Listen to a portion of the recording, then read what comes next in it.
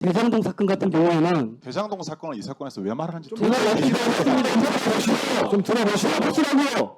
한번 되돌아보시기 바랍니다. 그래, 되돌아보시고 예. 일본에서 말씀하세요. 네, 그리고 저희가 지난 기회에도 이 중개 결정이 위법하다. 같은 말씀이시면 좀 아니요. 제가 조금 좀 전에 말씀을 검사가 드릴- 얘기를 했기 때문에 제가 계속 기다리고 네, 있는데 한 말씀만 드리겠습니다. 최근에 대장동 사건에 대해서 공판 검사가 항소를 제기할 수 없는 그러한 사건이 발생을 했습니다. 제가 알기로 언론 기사에 의하면 검찰 수뇌부 그리고 정치권의 부당한 압력에 의해서 공판 검사가 항소를 제기를 못했던 걸로 저희가 파악을 하고 공판과 있습니다. 관련한 문 얘기를 제가 그 이유에 대해서 말씀드리겠습니다. 좀 들어보시네. 저희가 공판 변론하는 게 검사는- 이런 식으로 자꾸 끼어들어가지고선 저희 변론권을 제한하는 것에 대해서 소송 지휘를 해주십시오. 그 그래서 당시 저렇게 날뛰는 예, 겁니다. 제가 계속 말씀드리겠습니다. 대장동 사건 같은 경우에는 대장동 사건을 이 사건에서 왜 말하는지 제가 말씀드리겠습니다. 좀 들어보시라고요. 들으라고요. 그 검사 본인의 들어보시라고요. 재판장님한테 실말 좀 들어야지 검사들도 그래야 좀 대장동 사건 같은 경우에는 적법하게 항소를 제기할 수 있는 접수 창구가 법원 내부에 시스템적으로 갖추어져 있었습니다.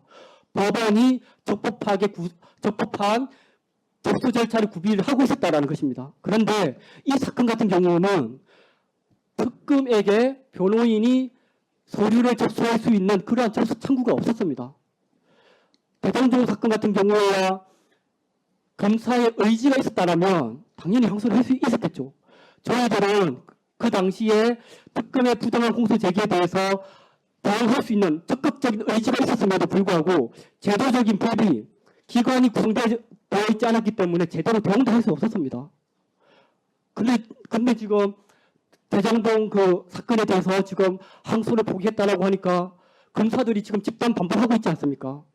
저희들은 검사가 의지가 없어서 항소를 하지 않은 그런 사건에 대해서도 집단적으로 반발을 하고 있는데 저희들은 제도가 없었습니다. 접수 창구가 없었고 어떻게 서류를 제출해야 되는지 여러 기관에 문의를 했음에도 불구하고 제대로 된 대응 응답도 없었습니다. 거기에 대해서 특검 여기 나와 있는 파견 검사들이 객관 의무가 있다라면 이 부분에 대해서 스스로 조금 되돌아보시기를 바랍니다. 파견 검사만 나와 있고 특검보도 없는 상황. 그리고 물적 설비도 갖추어지지 않은 이 법정에서 어떻게 중요한 사건에 대해서 재판을 강행하라고 요구할 수 있는지 파견 검사 스스로 공익의 대표자이고 객관 의무가 있는 검사 스스로 한번 되돌아보시기 바랍니다. 그래, 되돌아보시고 예. 일본에서 말씀하세요. 네, 그리고 저희가 지난 기회에도 이 중개 결정이 위법하다. 같은 말씀이시면 좀 아니요. 제가 조금 좀 전에 말씀을 검사가 드릴- 얘기를 했기 때문에 제가 계속 기다리고 네, 있는데 한 말씀만 드리겠습니다. 좀 짧게 해주시죠. 조금 전에 검사가 황당한 얘기를 했습니다. 중계되고 있으니까 모욕적인 발언을 삼가하게 해달라. 예. 중계가 되고 있으니까 할 말이 있고 중계가 안 되면은 또 할 수 있는 말이 있는 겁니까? 그렇기 때문에 이 법정에서 중계를 일방적으로 결정하는 것이 잘못됐다라는 겁니다. 그러면 중계는 왜 하게 됐느냐? 이재명과 더불어민주당이 만든 이 법률 때문에 의무적으로 중계한다고 해서 아무런 결정 없이 중계가 개시됐습니다. 그때는 단 한마디 말 없이 신난다고 공소유지한다고 들어왔겠죠, 검사가. 그러고 나서 본인들이 치부를 건드리고 치부에 대해서 얘기하고 이재명에 대한 치부를 얘기하니까 중계가 되니까 발언을 멈추게 해달라라는 것이 바로 독재 정권의 검사에 민낯인 겁니다. 독재 정권 이재명의 하명을 받아서 이 사건에서 불법적인 공소유지라고 있는 검사의 민낯입니다. 검사는 오늘 그 발언을 통해서 이 사건 법정에서 중계 결정 없이 중계가 일방적으로 진행된 것이 얼마나 잘못됐는지를 스스로 자인했습니다. 이렇게 법이라는 것이 모순이 생기게 돼 있는 겁니다. 잘못 적용하고 잘못된 적용에 따라서 현실이 바뀌게 되면 결국에는 모순이 발생하게 되는 겁니다.